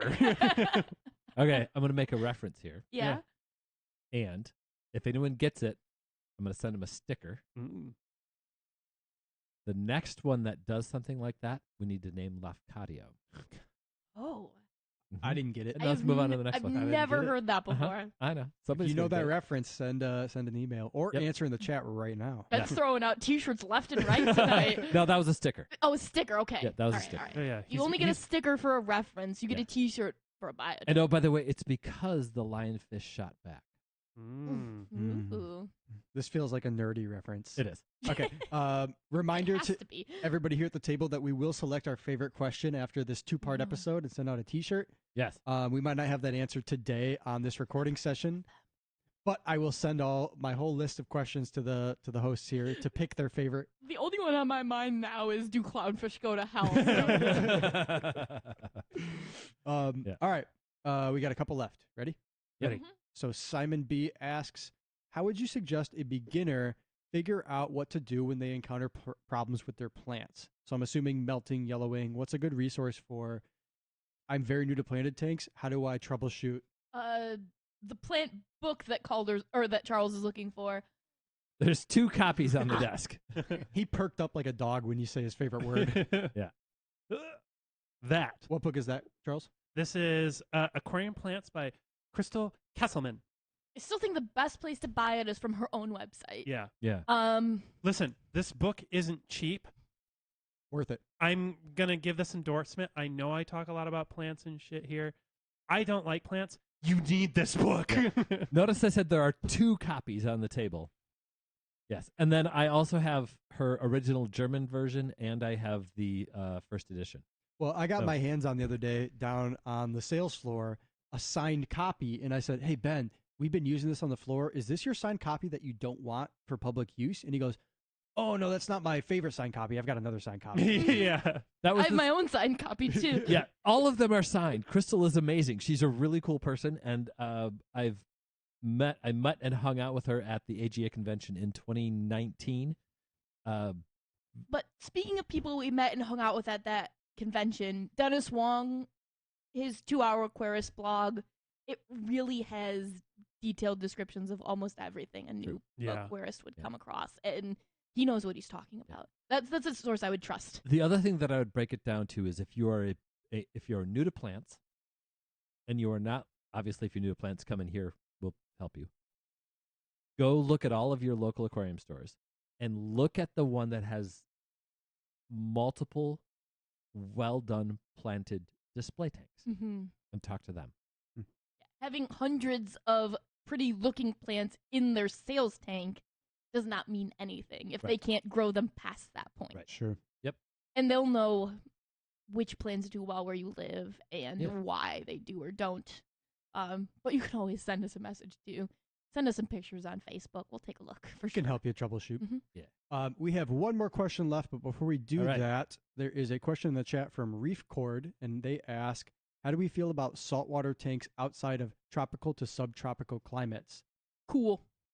Well, we did a whole episode on this, did we not? We did a cold water one, yeah. Yeah, Yeah. I have it up here. Yeah, I was about to so- say, the wording of that question almost made me wonder, does he mean like saltwater ponds outside? Yeah, I don't know. Clarify a little Cool. bit. But Yeah. episode 169 is cold water marine aquariums. That's Yeah. might be a good place to start for you. Yeah. One of my all-time favorite aquarium fish that when I see it in every time I've seen it in I shouldn't say aquarium fish. One of my all-time favorite fish that would look really cool in an aquarium, and every time I've seen it in an aquarium store, I got angry, is the Catalina goby, which is an absolutely gorgeous, very small goby that lives in water that's about 50 to 55 degrees. They're gorgeous and super cool. With a chiller, they would be fantastic aquarium fish. Without a chiller, they die. This is the orange and kind of blue banded. Yeah, they're Yeah. beautiful. They're gorgeous. Yep. Yeah, I feel like if you're willing to increase the price of your tank by $400 to get a chiller, which 400 to 1,000, depending on the size. right, Yeah. which a lot of people are willing to spend $400 on their CO2 setups for their 20-gallon tanks. True. Yeah. Good It's a parallel. great Yeah. option, especially people who live coastally Yeah. and can collect. Yeah. I It mean, opens up it's hard the to door to beat that. some Some with some amazing unattainable stuff. Gotta fish. do it with a chiller. You absolutely have to. Yeah. Don't even attempt it with anything other than get an actual real chiller for your aquarium. And If you're not willing to do that, don't try it. take the time to source the stuff you actually want. Can I get on my soapbox real quick and Yeah. connect two questions Soapbox. here? I'm bringing it back. Nice. So I recently went into another LFS, and they had 3 cleaner acids. All 3 of them, I could see their ribs. Now, Mm. I'm going to pull together. That's a fish that every time I see it in a store, I get mad. Now, Did this- you? I couldn't because You I didn't? knew that if I said anything, I would be too, I was too You're ready upset. to throw hands. I was, because this is one of my favorite fish on the planet. They do not belong in tanks, and I'm connecting the question about And wild we caught know they fish. know that. Yes. This is a fish, and I ranted about cardinal tetras. You should get them wild caught. This is a fish that does not belong in the aquarium trade. I was so mad. I could not, and they were all 3 of them are gonna die. And They should have been where they were supposed to be. yeah, and the reef they came from is gonna suffer because of it. That fish belongs where it is. Leave it alone. God, I'm still mad about it. Yeah. Do you like how I said, "Did you?" and you just said, "No, I didn't." No, 'cause I you didn't knew- because it's been a week and I'm still too mad to talk about it. Mm. Mm. There Was it a store I'm intimately familiar with? Mhm. Yes. Okay. Figures. Mm. Yeah. Mm. It was just one of those things where I'm like, come on, I don't know, do better. What do you mean you don't want to do it right? Exactly. God, Get it together. there's a certain level of angry that anything I try to talk about after that, it's not productive, and that's why I didn't do Yeah. it. Understood. So you're connecting that to cold water fish somehow. I'm Yeah. connecting that to Catalina fish that don't gobies. belong in the Yeah. hobby and wild caught fish that aren't ethical to have in the hobby. Mhm. Yep. Mm. Stuff that makes you mad to see. Yeah, Right. it should. There's no excuse. Neon cleaner gobies. Perfect. viable- Great. Let's talk about. Incredible. We Get- did an get entire 10. episode about Get 10. them. Yes. All right. Wait. Now that we're all fired up, Wasn't there another, right at the beginning, there was a listener question that we said, we're going to get to that. Yeah. That was the.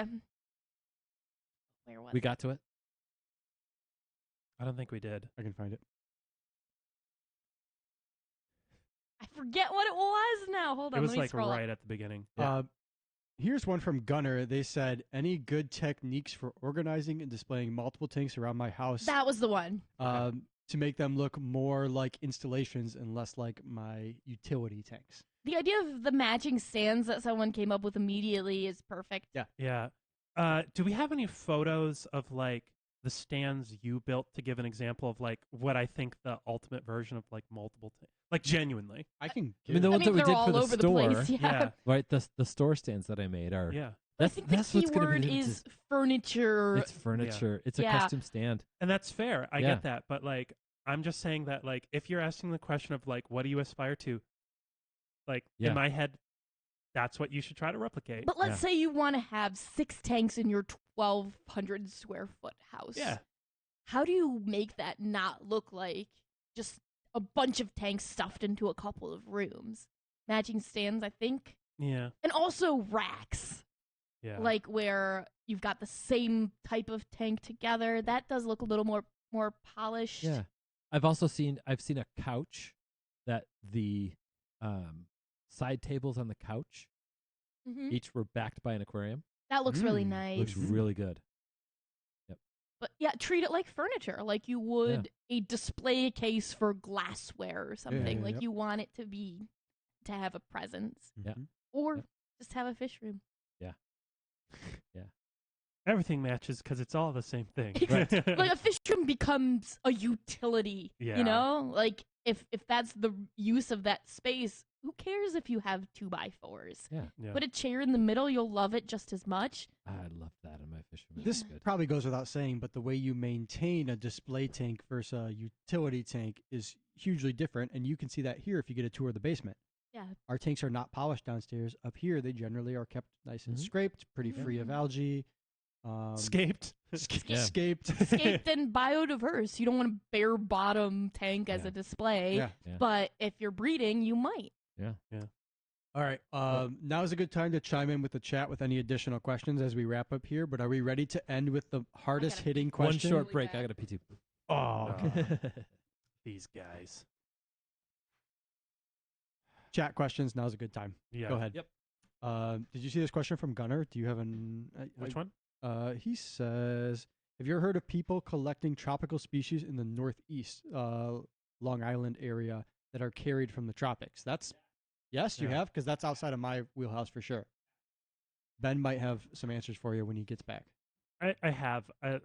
My answer to that is, though, like, I've heard tell, and that's as much as I know. So, what kind of species do you know of? Any species that are likely to be carried in that manner? Not or off no? the top of my head, no. Can you make one up? Can you just pretend? Probably like I don't know, like probably some sort of like a blue tang or something like that. I was gonna make up something entirely. Yeah. Blue spotted long nose. Oh, Let's default to Ben on that one. yeah. Everyone in the live stream. Hi. We have about 15 watchers still here by the end. So Oh, thanks wow.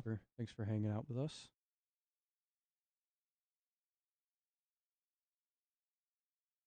Every day. The How often do I need to water my aquarium plants? every day, man. It's the only reason I keep aquarium plants alive is that I don't. I have to tried to forget. pitch like Alyssa's like I want to have like plants, but I kill them. I'm like, do aquarium plants, and she's like, I don't want to do that. I'm like, dude, you can't kill them. While I have you here, Charles, quick before we start again, can I have a 30-second pitch for your YouTube channel? Oh. Your new YouTube channel, 30-second pitch. Yeah. You're on Shark Tank. Yeah, Convince me. Let me. Are you ready? Dun, dun, dun. I am. I actually wrote a script for this. Nice. All right, 30 seconds. Tell me when. Yeah. Give me. I gotta pull up. I'll start a real timer. Oh. He's sweating. He's Boo. sweating. Yeah. So this isn't the full thing because I've actually like wrote a trailer for it. But here's the like idea of what I'm Yeah. going for here. Let's hear it. Soft pitch. Soft Yeah, pitch. yeah. Go. This YouTube channel is intended to be a creative space for me to explore new ways to present in. My interests skew heavily towards the ecology and evolutionary biology of vertebrates, with a strong emphasis on vertebrates in aquatic and marine environments. So I've got videos planned around topics ranging from the population genetics of percula clownfish to the behavioral ecology of killer whales. These videos will be made available for free on YouTube. Cool. Bonus points for staying within the time frame. I'm looking forward to it. Yeah. Same. I want to know. This might not be a video, but Yeah. Cook Inlet beluga whales. Oh, Remember yeah. we talked a little bit about them. Yeah. I would love to see somebody who knows a thing about whales chime in on that. Yeah. Is that on your radar at all? It is. I heard didn't it's- think to do a video on it, though. It's bouncing back a little bit, and I know it's a unique population of the belugas, Yeah. and I got to see them with my own eyes, which is the only reason they're fresh in my mind. But So I'm going to ask that, like, the pitch so far we've talked about, you can keep that in. I'm going to ask for this next part you cut out of the edited part, only so that the live stream people get the extra bonus stuff. So I actually have about 10 videos already planned out and outlined. do you have anything recorded and ready? I don't have anything recorded. Do you need a cameraman? No, I'm good. Don't you dare offer him to be a cameraman, Nick. I do We miss have filming chemistry. with him, though. We have chemistry. But so the first video I'm writing as I wanted something that I wrote that I wanted as a transition from like doing strictly aquarium stuff to like science stuff is I wrote an entire video about how hustle culture is ruining the aquarium hobby. How so? It's a combination of self-determination theory and how multiple people, like an entire collective of people doing that, just kind of ruins the fun for everyone. And I actually have actual data. on it. Hustle mean, culture has like- ruined hobbies. Yeah. Okay, maybe elaborate on hustle culture. Do you mean like bapping and award programs? I Kind mean of? specific, maybe by extension. I meant more the idea that like everyone wants to make money off of their hobby. Oh, And it no, doesn't- sorry, you're in the wrong hobby. You're like, yeah, it's like stop. Good point, but like You should be able to do things just because they make you happy. it's basically a long explanation of why, like, part of the motivation of me stepping away from the podcast is that I just want to be a hobbyist again. It's more fun. Yeah. And then I have a video written on how to read a scientific paper. And then I actually have a video series after that where it's basically 4 videos, and it's going to be trying to explore and define like what a species is and how like hobbyists should like can like interpret like what is considered conservation breeding. And the first video is like, is it a population? The next video, and it's going to look at population genetics in a specific population of clownfish. Cool. Is it morphology? Is it XYZ? And then the last video is going to be like, those are meant to be like building up to, we don't know everything about Apistogramma agassizii, but we can make some, with these things, we can make some really strong, well-educated guesses on like where these populations will shake out and delineate from each other. And I think that'll be a lot of fun for people. You've got really cool. you've got some support in the chat. We've got some Yeah. Charles fans Yeah. in Cool. the chat. And I'm looking forward to seeing it too. Before we hit our last question here, which is a very heavy and very dense You question. didn't end this with a Mm. sad one, did you? Let's address Ben real quick in the chat. Gunnar asks, have you ever heard of people collecting tropical species in the Northeast, in the Long Island area, that are carried from the tropics? Yes, and I believe the time of year is September. Is that like, how are they carried? Explain that. The Gulf Stream. Yeah. Yes. So So this is like a seasonal. yeah, and to me, it's like one of the most ethical collections in the world, because those fish are all going to die as soon as it gets cold. So they're Caribbean fish Okay. that during sometime their pelagic life stage end up in the Gulf Stream. The Gulf Stream flows south to north, I'm and going to interject real quick. If you've ever wondered why Europe isn't the climate of Russia, despite being in the same latitude, right, this current is why. Good yes, point. yes. So yes, so the fish make their way and end up settling in. There's a place in Long Island. There's a place in Massachusetts. Neat. There are 3 different people that I've heard talk about.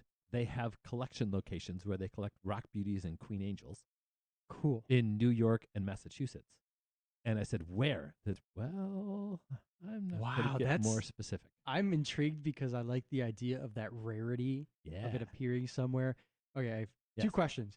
What are some other species you know that can arrive in these areas? And is there like a lower success rate on keeping things collected in this manner due to like the stress of being Shouldn't transported? be. I mean, No. it's all temperature. But you said right? that they will die. That's just because they've been transported to a climate that they They can't will die because survive. it's going to get cold. So, do you think that you don't think that affects their Not at all. survivability if you were to intercept them? Nope, not in the slightest. You intercept them w- before it gets cold. What Right. other what other things do you think can arrive in that manner? Anything Caribbean that has a pelagic life as? stage. So Orgasm rock beauty, triggers, maybe. yeah, that's possible. Hmm. Royal Grammas, Grammas. pygmy angels, Neon dwarf gobies. We just talked about chalk them, right? bass. The neon dwarf no, they're goby has a little- really short Yeah. pelagic life stage, so it's less likely that that's going to Hmm. evolve there. That Queen angels concept and is- rock beauties are the ones that people talk about as being regularly found in September in Long Island. That's so cool. I've never heard of this, and that Mhm. sounds Mhm. super interesting to me. One of our favorite aquarium people that we've talked about before that may or may not live sort of near that area, whom I'm not supposed to mention under this topic, is one of the people that told me about it. Hmm. One of the four different people have told me about it. Hmm. Anyway, All right, are we content? Yeah. Are we ready for the last question. Here we go. final submitted Yes. question? This is a really heavy one, so get ready. I like his Eva sarcasm. asks, Oh no. if you could be any fish, which would you be and why? This has been asked before. This has. I told her that. I told them that, and Yeah. they still insisted that they wanted to know. A whale shark. Yeah, Good it's one. hard to beat that. Yeah. Because even being a predator is hard. Yeah. Hmm. They migrate, so they get to see the world. They A They- little bit greater they odds at really survivability. don't have a predator. There's some. It's possible that if you get too far north or too far south, or a great white gets too far south or too far north, you're going to get taken out by a great white. But it's Yeah. unlikely. But how many calves are they? Calves are whale Pups. sharks having? Pups. Thank you. How many pups are whale sharks having? I don't know that anybody knows that. And like Yeah. their survivability has to be greater odds than a lot of fish. Yes. That's a good point. Yes. I think the last time this conversation came up is none of them because they all are likely to die Yeah. before they ever. The whale sharks, they swim on coral reefs. They swim in the open ocean. They get to see everything I want to see. So there is Nice. no question. That is an easy answer for me. And you really like eating plankton and stuff. So. I kind of do. Yeah. I feel like a big puffer would be pretty fun because you do get to the point where no one really messes with you but people. Yeah. You know, like Yeah. a big mboo or Well, dolphins too, porcupine. because Oh well, yeah, there's that. they can get high. Is So that maybe I want to real? beat an mboo, is. not a dolphin, Right. not a There's porcupine. real- Right. Get in the rivers. The dolphins can't get you there. Mhm. I know dolphins just like to mess with stuff, They but do. I wonder if there's any. You think there is? I think it's a legit thing. validity to yeah, that? to There's the a Getting- lot of evidence that a lot of mammals, like That is true. I've like heard people that. seem to think that like we're the only ones that like to get like I'm gonna use a not sober. Yeah, that's a good one. Drunk. Yeah, that's a good one. I'll go with that. But Yeah. like it seems to be a mammalian thing, not a Yeah. human thing. Yes. I remember seeing a video when I was 20 about elephants eating rotten apples Yeah. or rotten fruit. It I wasn't mean, apples. birds do cedar it. Birds do it waxwings too. are just a basic local songbird. They will go after fermented fruit, yeah. and just you'll Yeah. find them laying on their backs. You know, like degenerates. I haven't done that since the 90s. Everyone likes a little pick me up. That's right. My problem is that I'm all too aware of how people like mess with all fish, but I'm gonna remove human from the equation. Yeah, you I- gotta ignore I- humans yeah. here. I would love to be like a big tuna Ooh yeah. because they're so freaking fast. Fast boy. Let's go. Like, let's just be like 60 miles an hour all Yeah. the time. I could see that. Yeah. They've got the speed. They go in the tropics. They are circumglobal, Yeah. not just the tropics. Temperate water as well. Like everywhere where there's enough fish for them to eat. Yeah. Yeah, and the bluefin tunas are big enough that they are like partially homothermic. Yeah. I thought yellowfin were as well. Not as much. I'm gonna catch you on a TV show, and you're gonna be my make or break for the season. Yeah. Mhm. Fight hard, Charles. Like I just picture his like the trivia question is like 14th century Scottish jerks, and you're like, I know who to call. Yeah. All right. Any additional questions? Feel free to fire them off in the chat as we wrap up here. But that is all the submitted questions that I had for today. We made it into a whole two-part episode. These are some of my most fun episodes. I would love to hear on the chat what the reaction is. We've got a lot of different episodes coming up. We've done a lot of different episodes in the past. I think this is our 4th or 5th listener question episode. For me, it is one of my most fun nights. Is that the same reaction? Do you guys enjoy these as much? We're not going to start doing them, We're not gonna do them Every instead other. of regular episodes. Yeah, exactly. But we would like to start doing them more. And right now we do them maybe once or twice a year. Yeah. Yeah. I would love to see them once a quarter. hmm Um, But if there are episodes you want to hear, we would love to accommodate that. So please either send them to us any way you know how, or send an email to info@watercolorsaquariumgallery.com. That'll go right to Nick, and we'll be able to see that too. But we're starting to plan out the new year, so we want to know where the podcast is going to take us. if you thought of some questions that we didn't answer tonight, if you have some other ideas for questions, send those out to Nick. We will do more of these episodes. Even if the feedback on the episodes is like, we don't want to hear these, we think you're wrong, we're going to do them anyway. But how often should we do them? Anyway, I'm kind of joking Yeah. there. But But I'd still love to hear it if this isn't the type of thing that you're looking for. Yeah. I know some people love the deep dives. I know some Mhm. people love the top fives, and I know some people love the fun ones like these. These are fun. This is Mhm. cool. To those of you that did submit questions, thank you so much. This interaction is phenomenal. I absolutely love it. The diversity of the questions was amazing. I think I already do know what my favorite question is. It's between 1 and 2 that I'm not sure.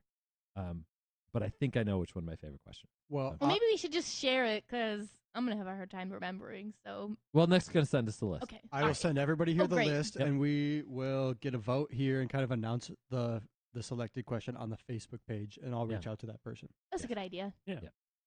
Did anybody in the chat know the Lafcadio reference? No one mentioned didn't see it. anything. All right, I'm gonna put that in the chat later. I'm gonna give it a little bit of time before I put it in the chat. But We really appreciate everyone who showed up this week. You're welcome to join us every week for live streams of the episodes as we're recording them. But you will need to join our YouTube membership for anything other than the listener questions episode. It's $4.99 a month, and we would love to have you. extra special thanks to all of our YouTube members. Super thank you to all of you who tuned in to us tonight. Thank you Thank you so much for listening. Let's have lots of fun and keep those hands wet. Thanks for joining, everybody. Yes, thank you for everybody who listened in. Really appreciate it. That was a lot of fun. We had a really good group of people on the chat this Yeah. week. That was very cool. Stay warm and stay safe. Yeah. Seriously. I guess we can answer this question for the live stream because I love it. I did stop the official recording, but we're still streaming. Yeah. Okay. The I think we kind of answered it with our top 5 non-aquarium fish episode. I think that was like episode like 102 or something like that. True. What was the question? The question is if you could keep any non-aquarium fish and know it would be perfectly healthy, what would you go for? I want a steelhead trout, man. Yeah, that would be cool. The big lungfish. Ooh, that's a good Yeah. one. Yeah. Like I'm picturing like outdoor recirculating pond that like Mm. Yeah. It's like you're basically starting a fishery, but you're not eating them. yes. Yeah. But I just want Spotted eagle ray. Ooh, that's a good one. Oh, yeah. Or even the big freshwater ray. Yeah. Yeah. Chana. Yeah, Ooh. that's Chana would be good. Yeah. That's a really good always answer. comes back Yeah. to China. Yeah. Little mini predators that are gorgeous. I would even love to keep the northern if it was even in any way reasonable from any perspective. hmm Because it's a cool fish. They are cool. Yeah, there we go. All right. I think that's our last question. Thank you, everyone. Have a good night. Cheers.